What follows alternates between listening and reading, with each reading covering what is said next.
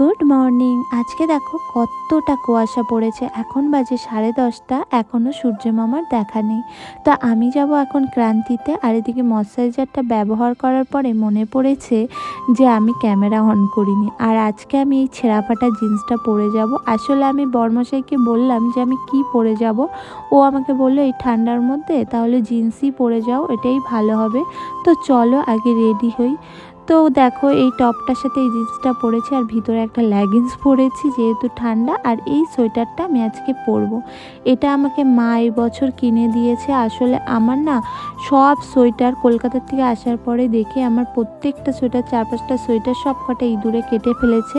তোমাদেরকে আমি অন্য একটা ভিডিওতে একদিন দেখাবো আমার সোয়েটারগুলো কিভাবে কেটেছে ইঁদুরে, কি আর বলবো। তো দেখো ফাইনালি আমি রেডি হয়ে গেছি।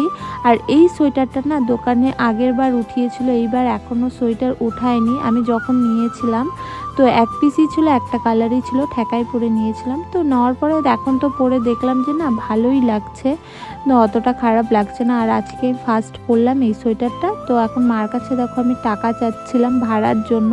তো এদিকে দেখলাম বৌদির ডিউটি, যেহেতু ক্রান্তিতে বৌদি যাচ্ছে তাই আমি এখন বৌদির সাথেই যাব। এখন বৌদির সাথে রওনা দিয়ে দিয়েছি। আর আজকে হলো বৌদির আমাদের ক্রান্তির থানায় ডিউটি। তো এদিকে দেখো ক্যামেরা অন করেছি আর রাস্তায় এতটা ধুলো, আমার ক্যামেরা পুরো ধুলো হয়ে গেছে। আর এই দেখো থানা অবধি তো চলে এসেছি। তারপরে বৌদি আমাকে বললো চল তোকে আমি ক্রান্তি অবধি পৌঁছেই দিই বাজারে। তো যেতে যেতে দেখো আমি বৌদির সাথে একটু রিলস বানিয়ে নিলাম এখানে। তো এখানে প্রায় আমি চলে এসেছি ক্রান্তিতে। তো বৌদি আমাকে দিয়ে গেল। তো এখন আমি চলো আমার যা যা জিনিস লাগবে সব কিনে নিই। আমি কিছু ময়শ্চারাইজার শীতের জিনিস কিনতে এসেছি।